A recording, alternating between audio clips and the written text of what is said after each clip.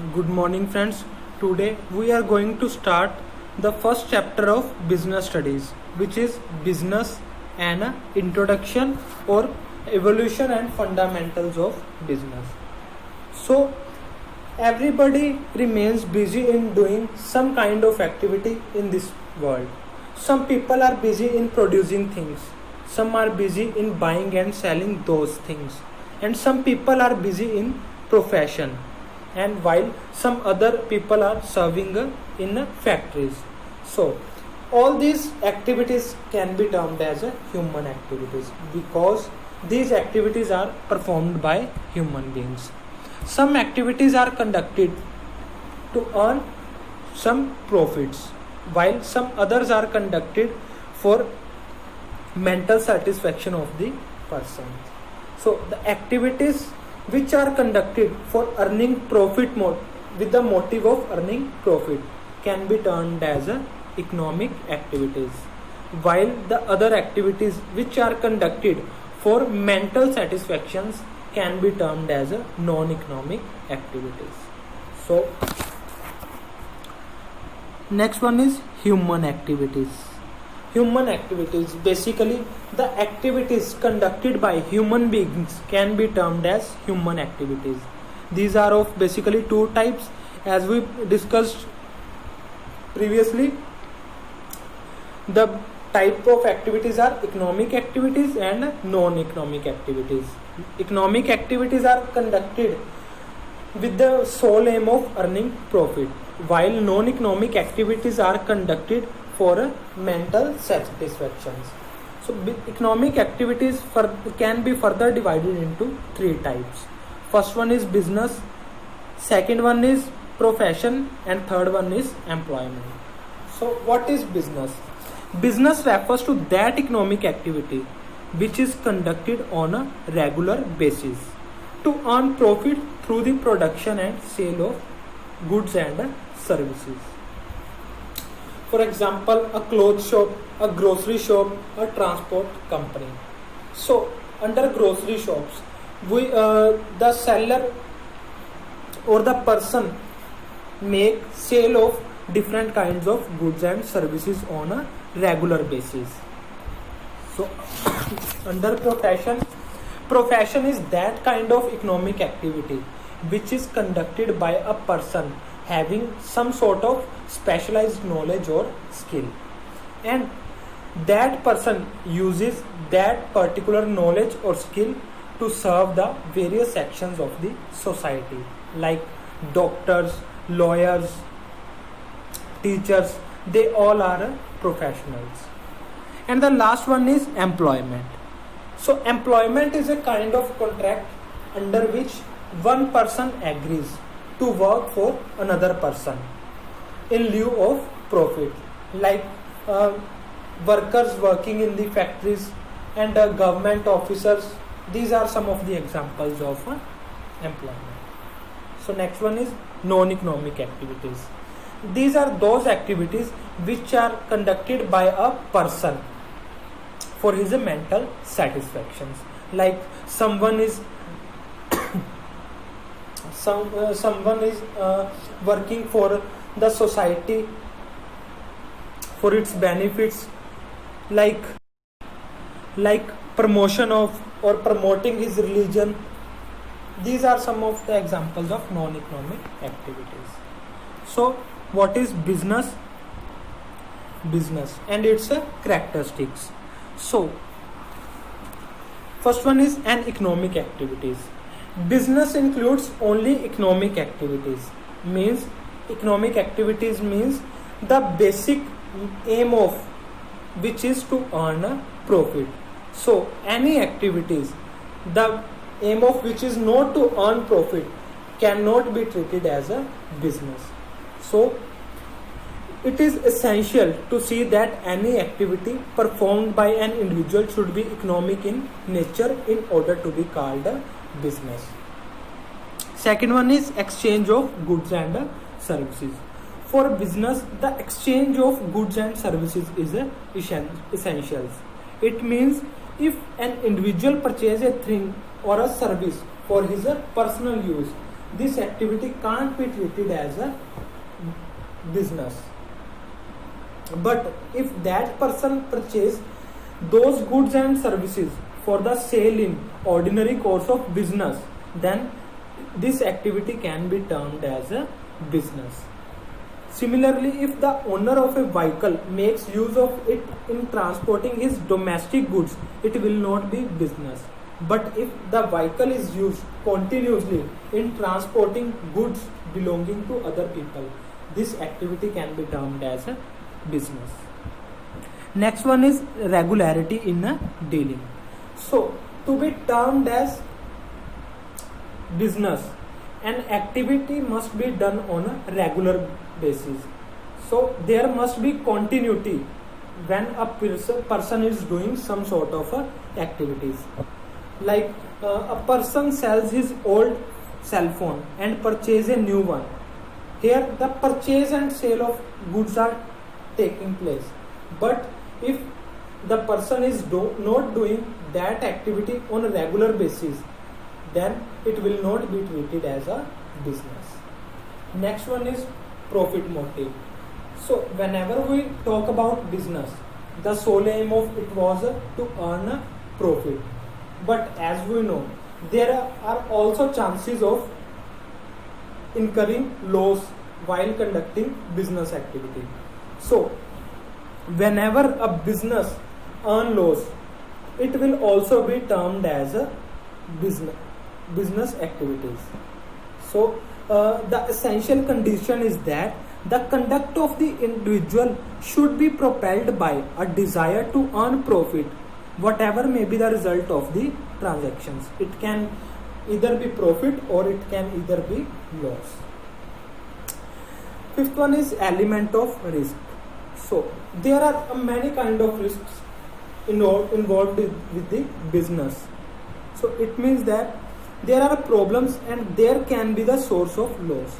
A little mistake or helpless in finding a solution to a problem can destroy the whole business.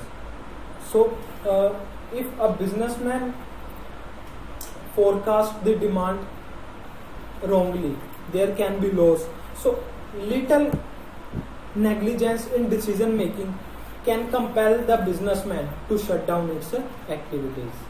So profit and loss go hand in hand in a business. Like common saying in commerce, more risk, more profit.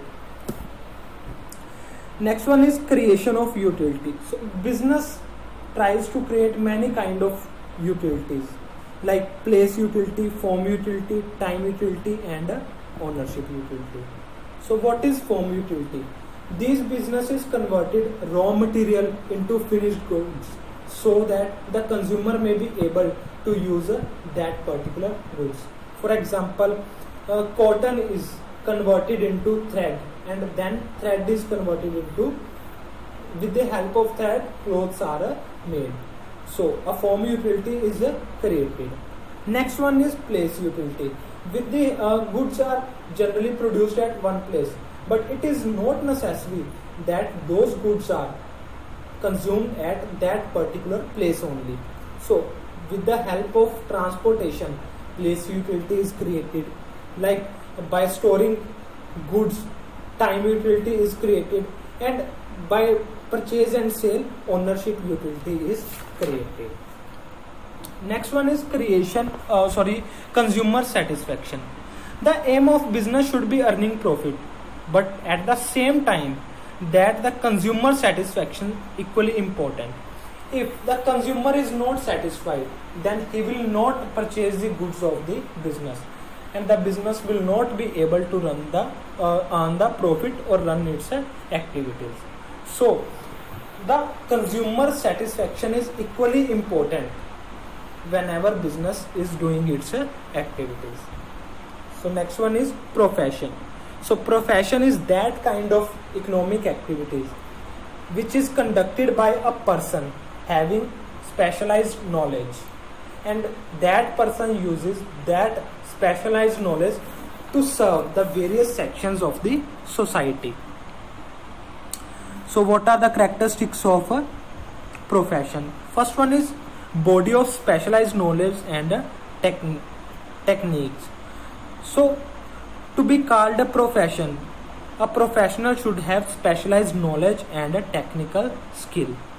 An ordinary man cannot run a profession. Like if a person wants to be a doctor, then he has to acquire a particular degree from a specialized institution.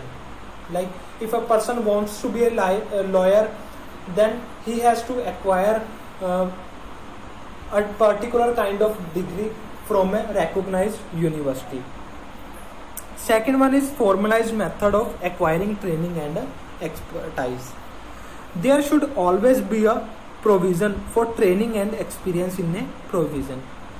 Only that human activity can be called a profession, the knowledge of which is imparted by some institution. If the training or the knowledge is not imparted by certain institution, then we cannot term that activity as a profession. Then is establishment of representative of a professional association. So the third characteristic is that professional has to get registered himself with a particular kind of association. Like if someone wants to be a chartered accountant, then he has to be registered or get certificate from Institute of Chartered Accountant of India. If someone wants to be a lawyer, then he has to get himself registered with Bar Council of India for lawyers. Next one is code of conduct. Code of conduct means, so there are many kind of rules, regulations which a professional has to follow while providing his services to the society. Priority of service over economic consideration. Although the aim of these activities, economic activities, is to earn profit, but whenever a person is providing services or doing certain kind of professional activities, then the aim of providing that should be to serve the society. So these are some of the characteristics of profession. Next one is employment. So what is employment? Employment is that economic activity under which a person work for other in lieu of some kind of remuneration like salary, wages, etc. Characteristics: service to other. Under employment, one person provides his services to other. Next one is personal services. An employee has to provide services himself. In other words, he cannot get services from somebody else in his place. So the next topic is business activities. So all the activities which are related with the production of goods and carrying them from one place to another are known as business activities. The activities which are concerned with the production of goods are covered under industry, and the activities concerned or related to carry them from one place to another place can be classified under commerce. So what is industry? Whenever we talk about industry, we talk about the production or manufacturing of goods. So industry includes all those activities through which raw material is converted into finished products so that it can be used by the consumer. So the goods manufactured by industry are basically of three types. First one is capital goods, second one is consumer goods, and the last one is intermediate goods. Capital goods. Capital goods are those goods which helps in increasing the future production, or we can say those things which are used in production by other industries are known as capital goods, like machinery, plants, equipment. With the help of these goods, a company can increase its production capacity. So capital goods are those goods with the help of which future production of the company can be increased. Second one is consumer goods. Those things which are directly put to use are called consumer goods, or we can say with the help of these goods the future production of a company cannot be increased. These are known as consumer goods because they ends up in the hands of the final consumer, like bread, clothes and medicines. And the last one is intermediate goods. Some industries manufacture goods, such goods as are processed in some other industry to produce some need-based goods. Like a finished product of one industry is used by another industry as it's a raw material. Then those products can be termed as intermediate goods. So the goods can also be classified as capital goods, consumer goods and intermediate goods on the basis of its use. For example, suppose a person buys an apple from a grocery stores for its immediate consumption, then it can be termed as consumer goods. But if a company purchases an identical apple from that store but not for immediate consumption, but it is used for the production of apple juice, then the same apple can be termed as capital goods because it is helping the company to increase future production. So the goods can be classified as capital goods, consumer goods or intermediate goods on the basis of use of those goods. So industries are basically of three types. First one is primary industry, second one is secondary industry and the last one is tertiary industry. So what is primary industry? It refers to that industry which produces unrefined raw material out of which finished products are made. So basically primary industry is that industry which produces the raw material for other industries. It is of two types, genetic industry and extractive industry. So what is genetic industry? It is that industry under which the breeds of plants and animals are improved and made more useful, like animal husbandry, poultry industries are some of the examples of genetic industry. And the second one is extractive industry. As the name suggests, under these industries something is extracted out of earth, water or oil. For example, coal, iron and gas are extracted from the earth. Similarly, food grains are obtained from the agriculture. So these are the examples of extractive industry. Second one is secondary industry. It is that industry in which the raw material produced by primary industry is used. Means the finished product of primary industry is termed as the raw material of secondary industry. Secondary industry is of two types, manufacturing industry and constructive industry. So manufacturing industry, as the name suggests, under manufacturing industry, raw material or semi-finished goods are used or converted into finished product with the help of machinery and labor. So manufacturing industry is again of four types. First one is analytical industry. Under analytical industry, raw material is broken into several useful parts, like in refineries, crude oil is broken into petrol, diesel and gasoline. Second one is processing industry.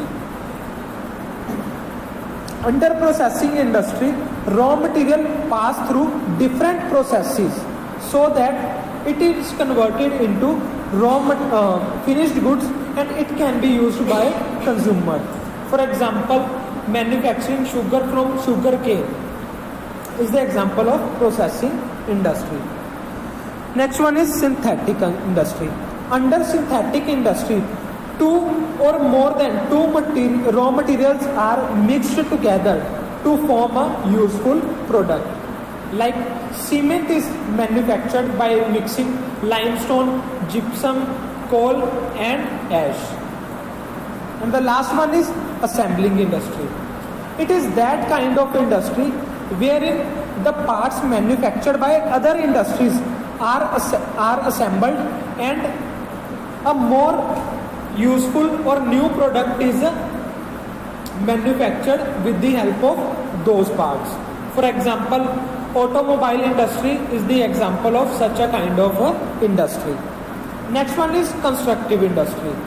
Constructive industry is that industry under which construction work are done by using the products produced by other industries like cement, iron, bricks and woods.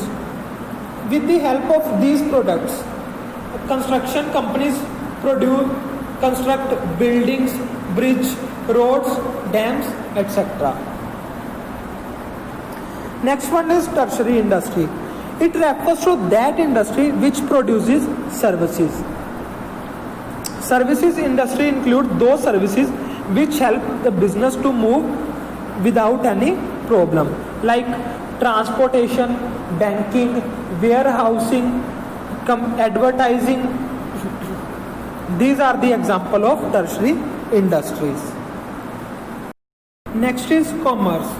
Commerce basically means all those activities which helps to remove goods from one place to another place are covered under commerce.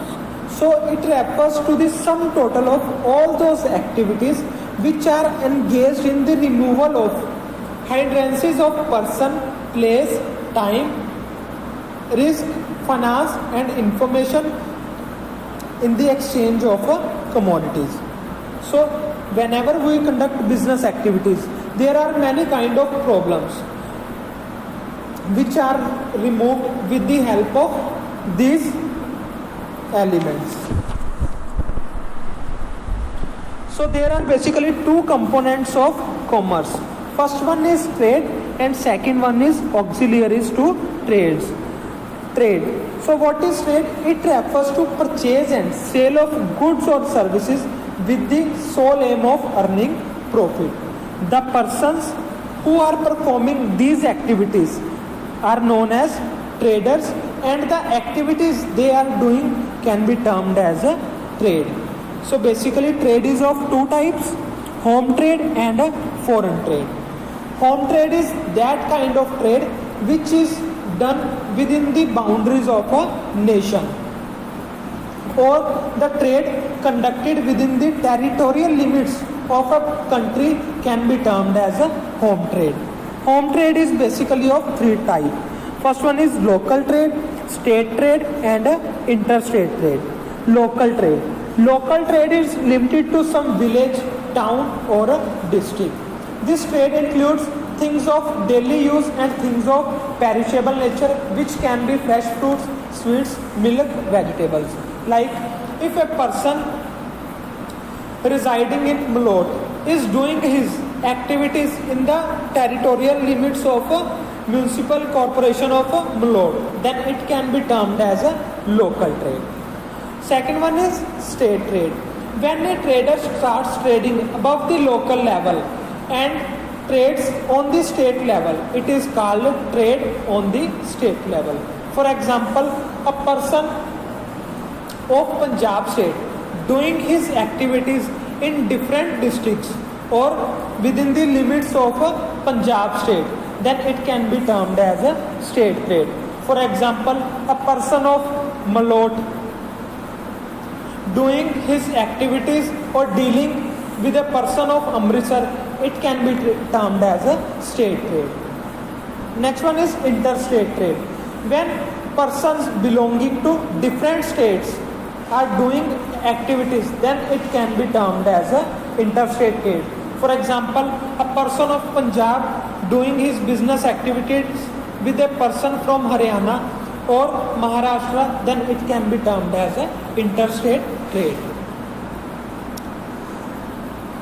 Then local trade and state level trade can be again divided into wholesale trade and a retail trade. So wholesale trade means whenever a person buy goods directly from the producers in large quantity, then it can be termed as a wholesale trade.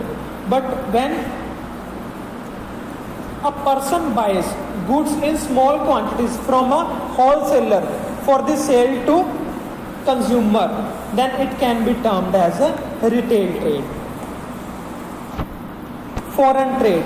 When the conduct of trade crosses the national boundaries and reaches the foreign lands, foreign trade is born. For example, a citizen of India doing his business activities with a person of America or Australia, then it can be termed as a foreign trade. Foreign trade is basically of three types: import trade, export trade, and entrepreneur trade. Import trade. When a businessman of a country buys some goods from the businessman of another country, it is called import trade. For example, person of India purchasing goods from a person residing in America, then it can be termed as an import trade. But whenever he makes sale to some other person, then it can be termed as an export trade. For example, citizens of India sold food grains to citizens of New Zealand, then it can be termed as an export trade. And the last one is entreport trade. When a country import some goods from another country and then export the same goods to some other country, it is known as entreport trade. For example, suppose India is importing petroleum products from Saudi Arabia, then it is exporting the same product to the Sri Lanka, then it can be termed as a entreport trade. So next one is auxiliaries to trade. So basically it refers to all those activities which are undertaken to overcome the hurdles appearing in the way of trade. So while doing trading activities, there are many kind of problems. By using these services, we can solve those problems. So what are the kind of problems? Like first one is hindrances of person that can be solved with the help of middleman. As we know, there are limited number of producers of any product while the consumers are large. So it is not possible for consumer to purchase goods directly from the producer. So this problem can be solved with the help of middleman. Middleman purchases goods in large quantity from producer and then he sold those goods to the final consumer. So producer produces the goods, then he sold these goods to the wholesaler. Then the wholesaler sold these goods to the retailer, and from retailer final consumer purchases goods for his consumption. Second one is transport and communication. So goods are produced at a particular place. It is not necessary that those goods must be consumed at that place only. So if a producer is producing goods in the city of Bombay, then it is not necessary that those goods must be consumed at that particular place only. So with the help of transport, we can solve those problems. Next one is warehousing. As we know, there is always a time gap between the production and consumption of goods. So with the help of warehousing, we can solve this problem. Through warehousing, time utility in goods is created. Means suppose sometimes goods are produced in a particular season, but they are consumed after 2 to 3 months. Then by storing those goods into the warehouse, time utility of goods can be created. Next one is insurance. Whatever be the scale of business, whether it is large or small, whatever be the nature of business, whether it's a manufacturing concern, trading concern, or a service provider, there is always a risk factor involved in its activities. Risks are involved while producing goods and storing them or transporting them from one place to another place. There is always a risk of damage during the transportation. There is always a risk of theft of those goods. So this risk cannot be eliminated, but it can be reduced. So the insurance companies provide risk cover to the producer or to the transport company. Next one is banking. As we know, finance is the lifeblood of any business. From the point of view of raw material to the finished product, it is required at each stage and by any kind of organization.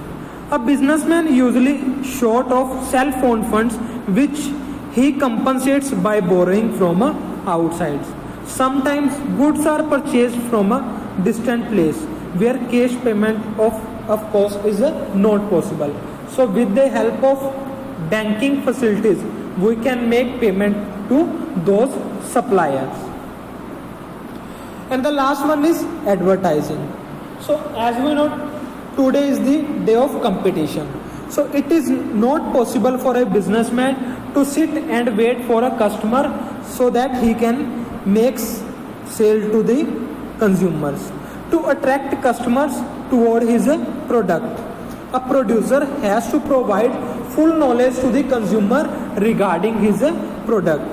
So advertising companies helps the producer about informing their product. So these were the auxiliaries to trade. And the next topic is development of commerce in India. First one is barter system. Barter system is that system under which goods were exchanged for goods. Initially, when the human wants were limited to an extent, human beings produced only those goods which were needed by them. So slowly human needs started increasing. In that situation, it was not possible for every individual to produce all those goods which are needed by them. So the families started producing a particular kind of goods. After consuming that commodity, whatever the remaining produce was, they give that produce to some other families and in exchange obtain the goods produced by those families. Next one is village economy system. Under this system, the all of the people were get divided into tribes, and the people belonging to particular tribe started cultivating land collectively and produced all those things which were needed by that tribe. The whole work was divided into men and women. After that, private ownership of land started, and now tribes were divided into families. Now some of the families were engaged themselves in the activities of agriculture, while some are doing the activities related to businesses. Next one is money invention system. So under barter system, there were many kinds of problems faced by the society due to the absence of definite standard. So in order to remove these problems, a universally accepted medium was discovered, which is called money. Initially, food grains were used for the system, but with the passage of time, precious coins like silver, gold were also used by the people, and at last the money was invented. Next one is town economy system. In this stage, businessmen started their business activity at a particular place outside the village. They named that place city. The businesses were now done on the basis of principle of specialization, means a particular kind of product or commodity is being manufactured by each businessman. The laborers were also made specialized in doing a particular job, and this the means of transport started developing under town economy stage. Next one is industrial revolution stage. This is the development of this stage completely changed human life. Under this system, now the goods were produced with the help of machines. As a result of it, many industries were established.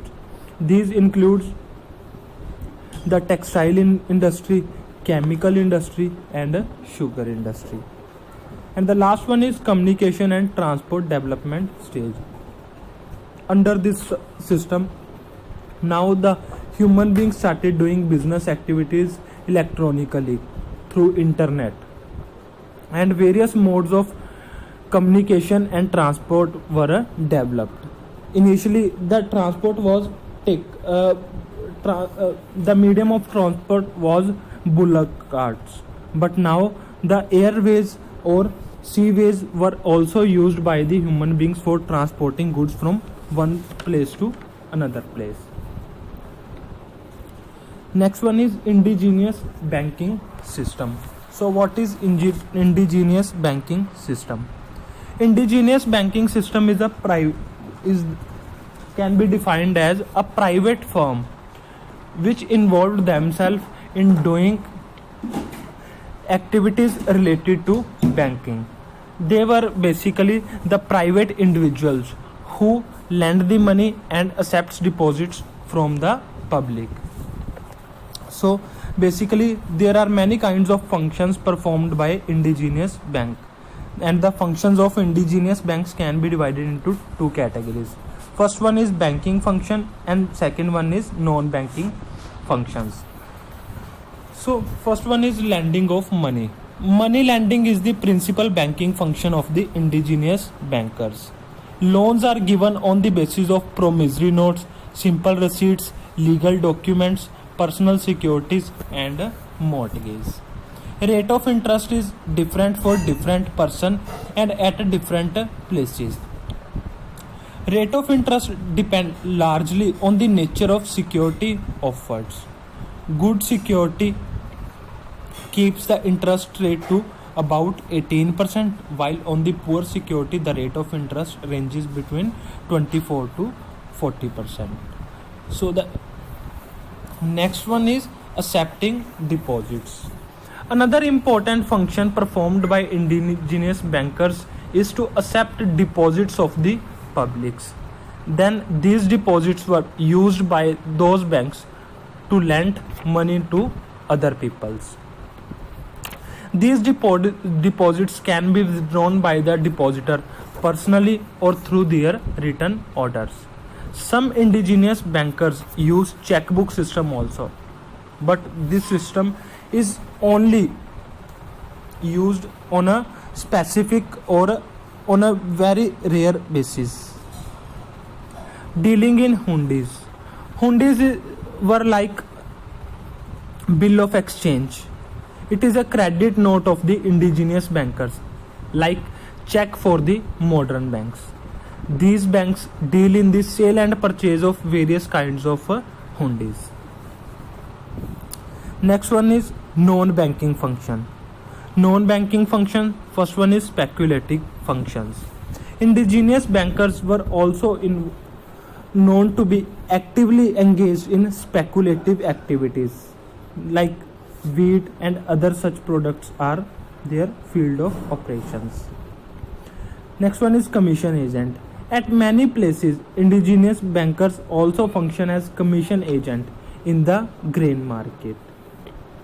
Next is other businesses, with a view to recoup their losses on account of competition from the modern banks. Now the government started banking system.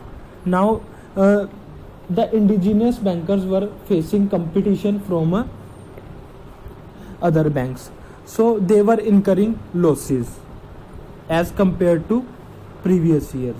So to recover those losses, now the indigenous bankers involved themselves into many kind of activities. Now they were dealing in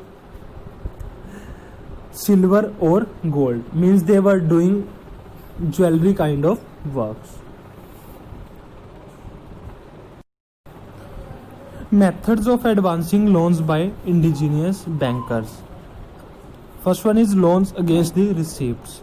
Loans are given just against receipt. It mentions about the principal amount, interest charges only. Second one is Bahi loans.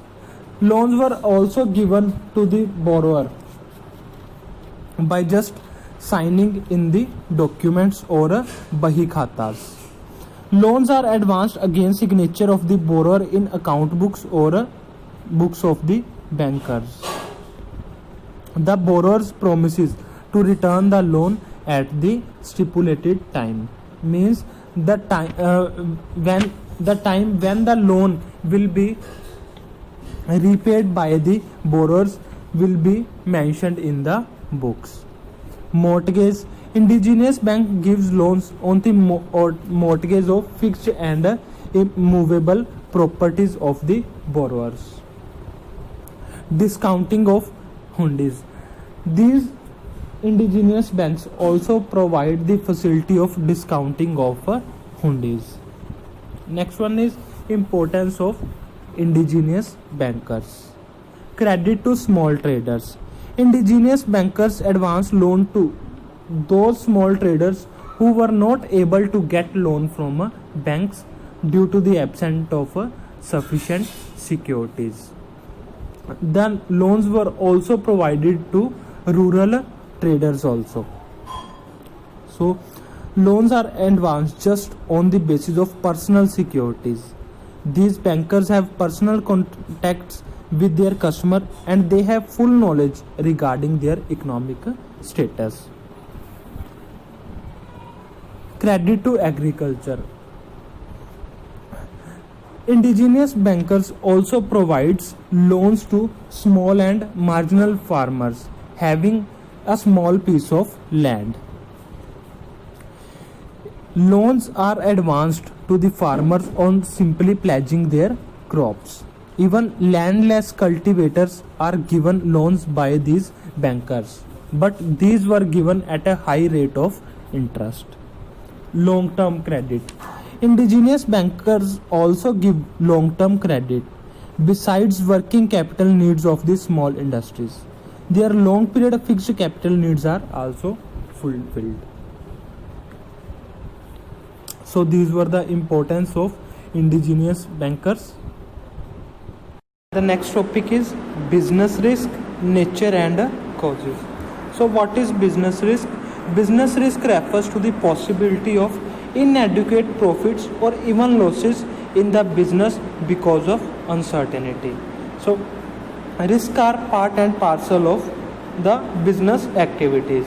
So as we know, business is related to future activities and future is always uncertain.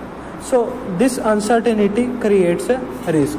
Nobody can say it with any amount of certainty as to what is going to happen tomorrow. So in the context of business, there are many kinds of risk, which are like a decline in sale due to sudden change in taste of consumer, entry of many competing firms in the market, and consequent decline in profits. So these are the examples of business risk. So next is characteristics or nature of risk. First one is risk is the result of uncertainty. So as we know, business activities related to future and risk. Future is uncertainty. So this uncertainty creates risk. Uncertainty can be either of created by human or natural or business. So human uncertainties are of like strike and theft. Business uncertainties like wrong estimation of demand and changes in prices. And the natural uncertainties are like earthquake, drought, flood, etc. Second one is risk is unavoidable. It is difficult to come out of the puzzling web of business risk.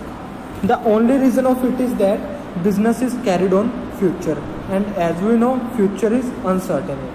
So the risk can certainly be minimized with the help of proper planning. Next one is degree of risk varies with the size of business.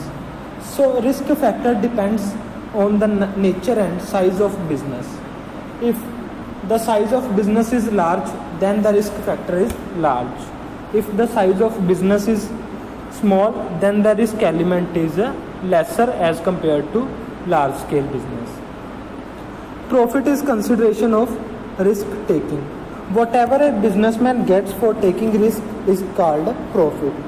As a saying in commerce, more risk, more profit.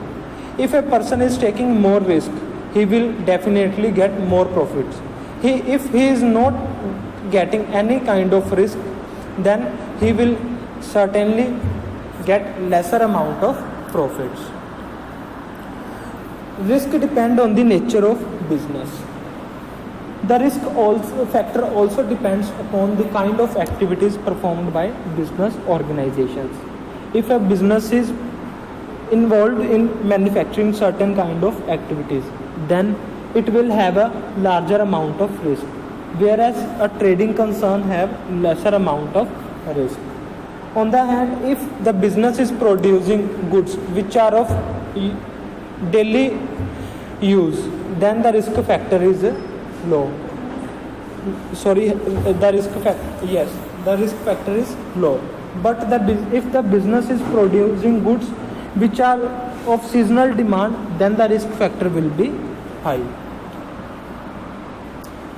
Causes of risk. There are many factors due to which the risk factor arise. First one is natural causes. These includes those causes which are beyond the power of man, means the human beings can't control these kinds of risk. Man can only think about them and cannot say anything definitely about them, means exact prediction regarding the risk cannot be made.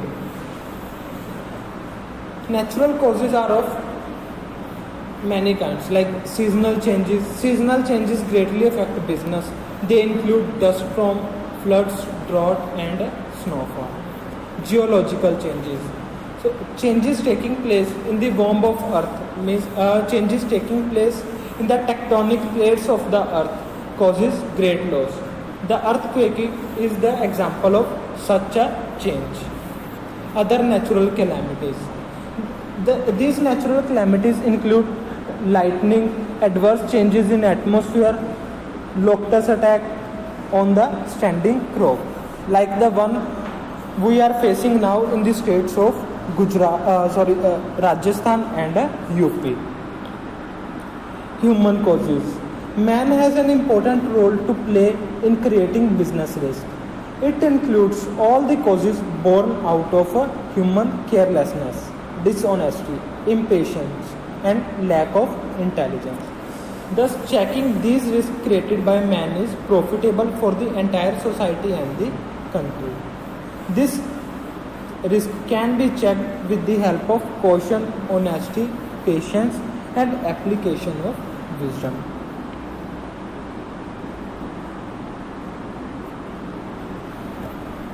So, human causes can be further divided into 4 parts. First one is dishonesty by employee. When the people working in the organization start stealing things or money, the business risk is born.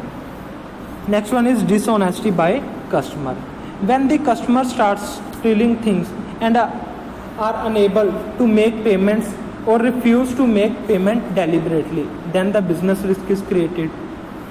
Next one is strikes and lockouts. Strikes and lockout by the workers or the higher officials create many kind of risk. Working carelessly. Whenever the owner of the business make a careless estimation of demand or make decision making which is carelessly taken, then they create many kind of risk. Third one is economic causes. These are related with the changes taking place in the market. They can be further divided into 4 parts. First one is change in fashion. Change in taste of the consumer or change in fashion cause a huge loss because of the goods remains unsold. So a change in fashion creates economic risk for the entire industry since the consumer no longer prefer to purchase those goods. Second one is changes in prices. The economic risk is also created because of the fluctuations in prices of goods and services. Effect of competition. If a trader lowers the price of his article in the market, competition demands that the other trader should also lower the price of their product in order to survive in the market. If they will not lower the price of their product, then their products will remain unsold and they will suffer losses. So they have to reduce the price as reduced by the competitor. Providing facilities to the consumer. When a trader provides some special facilities to the customer, it causes a business risk to other traders. Other traders also have to provide these kinds of services in order to make sale of their products. Next is other causes. They can be further divided into 4 parts. Technical causes.